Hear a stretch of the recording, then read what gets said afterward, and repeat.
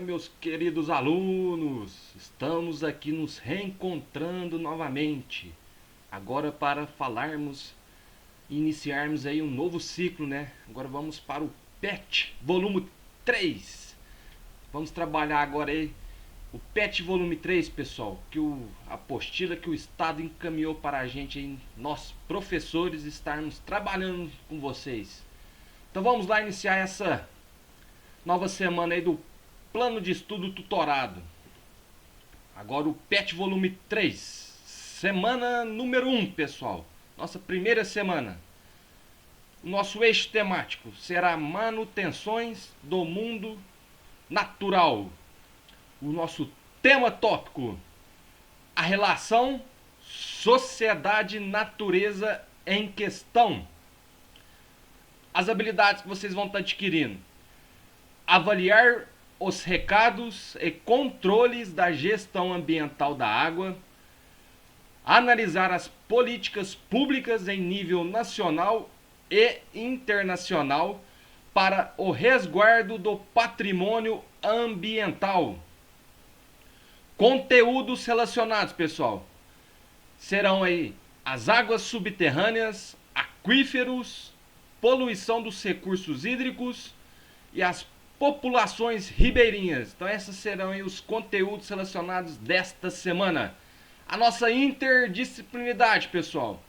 O trabalho com habilidade favorecerá a vocês o desenvolvimento da competência específica da área de ciências humanas na BNCC 3, que pressupõe que o estudante seja capaz de contextualizar, analisar e avaliar criticamente as relações das sociedades com a natureza e seus impactos econômicos e socioambientais, com vistas à proposição de soluções que respeitem e promovam a consciência e a ética socioambiental e o consumo responsável em âmbito local, regional, nacional e global. Então teremos toda essa interdisciplinaridade com os conteúdos que a gente vai estar trabalhando essa semana, pessoal.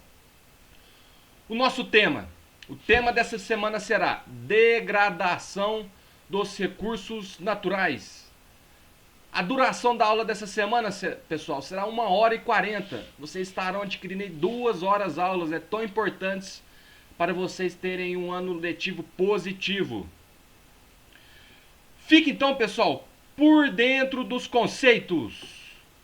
O território brasileiro é privilegiado por possuir uma densa rede hidrográfica, beneficiada pelo elevado índice pluviométrico. As bacias encontradas no território nacional apresentam um regime pluvial. Logo, destaca-se a bacia amazônica, que também recebe água do derretimento da Cordilheira dos Andes, possuindo assim um regime misto. Então aqui no Brasil, pessoal, a gente tem uma rede hidrográfica muito densa, né? Ou seja, muito farta. Então com isso o Brasil ele é bastante beneficiado, né? Muito por conta da sua localização geográfica, onde ele está perto aqui da Cordilheira dos Andes, né? Recebendo as águas de lá, do derretimento das geleiras, e também por conta da sua localização aí, por conta desse alto índice de chuvas aqui na nossa região, pessoal. Então a gente tem um regime misto de abastecimento de toda essa rede hidrográfica na formação dessas bacias hidrográficas aqui na nossa região do Brasil. Apesar da abundância hídrica, a questão da água no Brasil merece um estudo detalhado e políticas públicas mais rigorosas, visto que temos um elevado desperdício, falta de saneamento básico, alto nível de poluição, degradação das áreas de nascentes e destruição das matas ciliares. Então, pessoal, a gente tem que ter aqui um estudo detalhado, né, através também de políticas públicas mais rigorosas, para que a gente tenha uma gestão mais adequada dessa abundância hídrica, né, de toda essa água no nosso território brasileiro, para que não ocorra essas situações aqui, ó, a falta de saneamento, desperdício de água, alto índice de poluição, degradação das áreas das nascentes, né? E também destruição das matas ciliares. Então a gente tem que ter uma preservação aqui nessas regiões muito importantes para a gente estar conservando esse maior bem que a gente tem e muito rico aqui na nossa região, principalmente aqui no Brasil e principalmente aqui na nossa região também do Triângulo Mineiro. Sacramento é uma cidade muito rica, pessoal, na questão da água. Temos que estar preservando sempre. Pode-se concluir que uma melhor gestão dos recursos hídricos se tornou uma medida necessária para combater as ações humanas que geram desequilíbrio ecológico. Então a gente tem que ter uma gestão, né, pessoal, para que a gente possa combater esse uso indiscriminado, irresponsável do nosso maior bem, né, que seria a água. Podemos considerar que a poluição dos rios ocasiona a morte de várias espécies de peixes e a contaminação da própria água. Um resultado negativo em escala local e global. Então a gente tem esse resultado aí da poluição, né, da contaminação, da degradação da água, não só em escala local, mas ele está em todo o planeta, né, de forma global aqui, pessoal, igual foi nos falado. A ineficiência na utilização da água passou a ser uma preocupação mundial. E atualmente o tema tem exigido o empenho das organizações mundiais na busca de um desenvolvimento sustentável desse recurso natural que é essencial para a vida no planeta.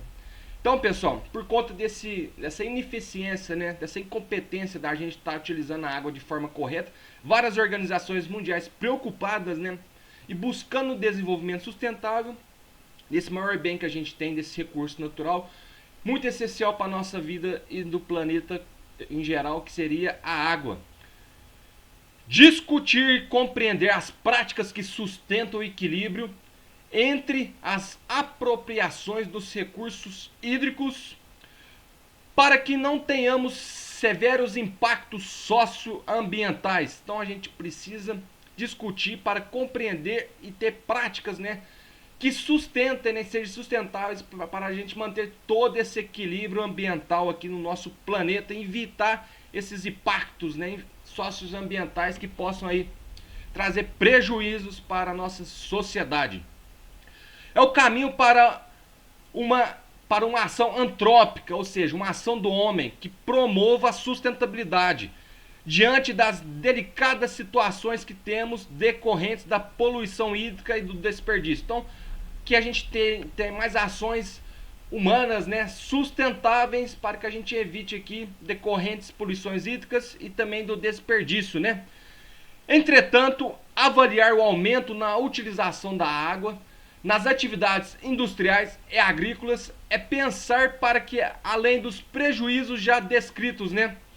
Então a gente tem que avaliar também esse aumento da utilização na água nessas atividades aqui, né? Muito por conta de quê? Do nosso consumo, né, que tem aumentado cada vez mais.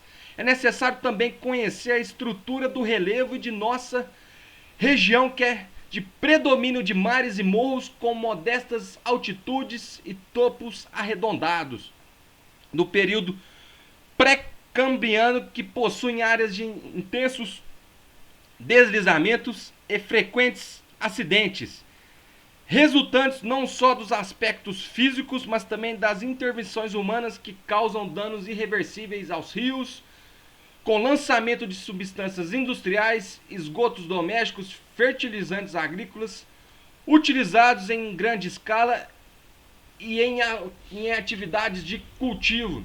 Então a gente tem todas essas questões aqui, pessoal. Primeiro, por conta, vamos dizer assim, não só do relevo, né, mas também por conta do uso das atividades humanas aí, que possam estar trazendo aí também alguns deslizamentos, igual foi falado aqui, muito por conta na época das enchentes, né, das chuvas, vamos dizer assim, né, tem muita chuva, esses deslizamentos ocorrem, né, e também a gente tem aí muitas situações como aqui lançamento de substâncias industriais, esgoto doméstico, um alto uso dos fertilizantes e agrotóxicos que acabam contaminando aí, vamos dizer assim, nossos recursos hídricos. Diante de tais resultados alarmantes, há uma lenta recuperação dos recursos hídricos, mesmo sendo renováveis. Por isso, vivemos uma... Só um minutinho, pessoal. Então a gente está tendo aí uma recuperação lenta, vamos dizer assim, dos nossos recursos hídricos, mesmo sendo renováveis, né? O ciclo da água está sempre se renovando. A gente está tendo o que? Essa recuperação da água que a gente tem condição de usar, uma água boa, né? Uma água de qualidade. Então a gente está tendo uma recuperação dessa água de qualidade, porque por conta do ciclo da água, a água ela é renovável, ela não vai acabar no nosso planeta. Né? O que está acabando é a água em condições de uso acessível para que a gente tenha um abastecimento com qualidade e em quantidade que possa estar suprindo, vamos dizer assim, as demandas, né, da população aí, principalmente da área urbana, né, de todas as formas de atividades que a gente tem aí em nossa sociedade. Então, pensar nas nossas riquezas, né, pessoal, como os grandes reservatórios de águas, né, subterrâneas, a exemplo do aquífero Guarani, e também nos nossos prejuízos como as enchentes, a poluição dos rios, e permitirá uma ação cotidiana de nova relação entre os recursos naturais e a prática da cidadania, pois já não há espaço para atitudes humanas que seguem no caminho contrário, né? A preservação com uso indiscriminado, comprometendo assim o direito das gerações futuras de ter disponibilidade dos recursos.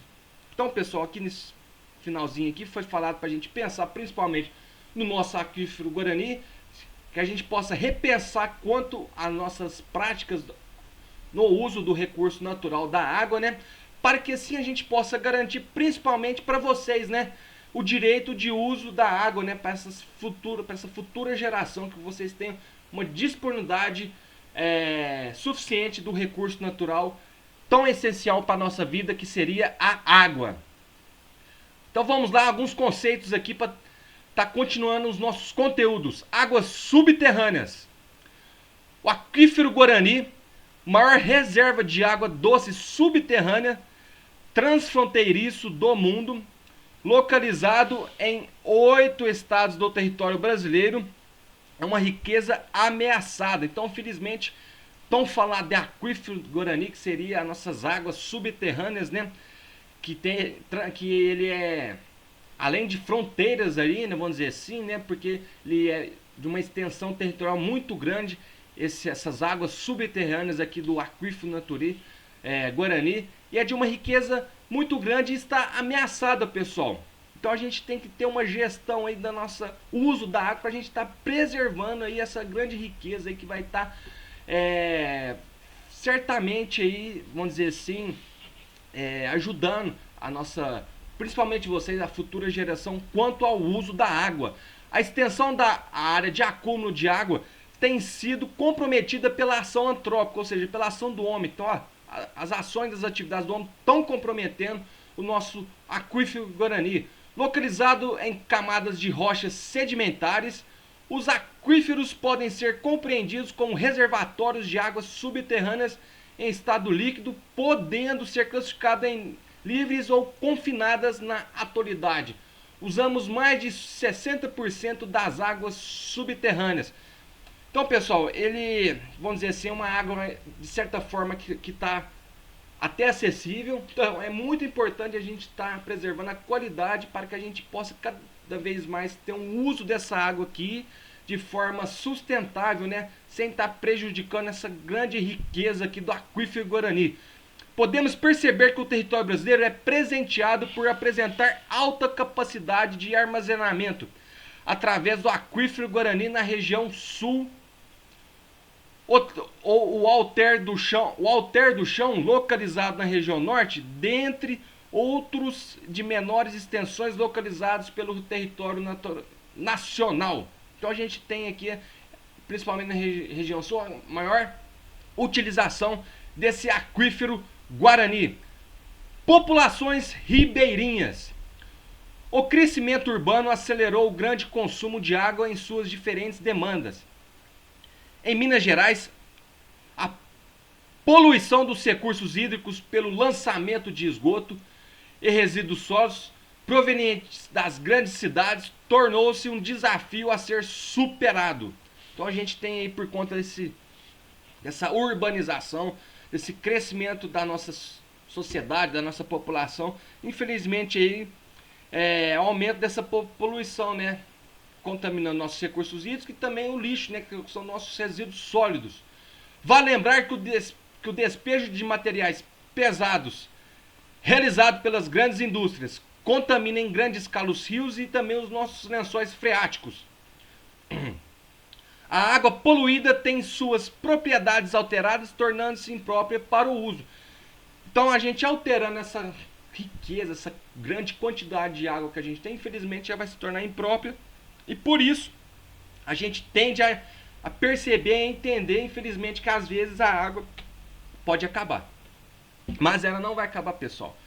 Por conta do ciclo da água e por conta também, para vocês aprenderem, uma frase de um pensador químico, filósofo, de muitos anos atrás, que ele dizia o seguinte: na natureza nada se cria, na natureza nada se cria, nada se perde, tudo se transforma.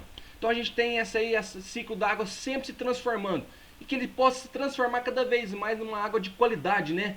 Não que não seja uma água poluída, contaminada, para que a gente não tenha esses prejuízos quanto ao uso dessa água, nessa grande riqueza de água que a gente tem aí, principalmente aqui na nossa região de Sacramento. Atualmente acompanhamos o drama vivido pelas populações ribeirinhas com o rompimento da barragem em Brumadinho. Então, as populações aí que ficavam perto lá da barragem são chamadas populações ribeirinhas, pessoal. A bacia do Rio Doce, ribeirinhos, é essa bacia do Rio Doce, é esse rio do Rio Doce, que nasce na Serra da Canastra, recebeu uma grande quantidade de metais pesados através da represa de Três Marias, que comprometeu a atividade de criação de peixes como as tilápias. Então, pessoal, a gente tem ali esse Rio Doce que nasce aqui na nossa Serra da Canastra, que também onde Sacramento está inserido aqui, né, no Parque Nacional da nossa Serra da Canastra, tão rico aí, né, em biodiversidade. Então o Rio Doce, que sofreu infelizmente com o rompimento da barragem lá da Vale, né? Então a gente teve essa contaminação prejudicando a população ribeirinha na atividade da criação de peixes como as tilápias, né, pessoal? Então prejudicando nós consumidores também, que gostamos aí, quem não gosta de uma porção de tilápia. Vários estudos e diagnósticos sobre a situação são realizados pela Fundação SOS Mata Atlântica, com o objetivo de promover uma reestruturação na gestão desta atividade. O início do ano de 2020 vai ficar na memória dos mineiros, pois assistimos às maiores enchentes e deslizamentos de toda a história. Então, infelizmente, aqui no nosso estado de Minas Gerais, também nesse ano tão conturbado, tão turbulento de 2020, tivemos lá no seu início, em janeiro, aí, essas enchentes, nessas grandes deslizamentos, ali, principalmente na região de BH, sofreram muito a população ali por conta dessas condições das grandes chuvas, né? As intensas chuvas registradas principalmente em Belo Horizonte e região metropolitana castigaram a população. Prejuízos materiais foram contabilizados, pessoas deixaram suas casas, mas as várias mortes, né, ocorridas no período nos alarmaram, exigindo de cada cidadão uma grande reflexão. Então, tudo isso que aconteceu, né, esses prejuízos aí com a população, tiveram que largar suas casas, né, pessoas morrendo.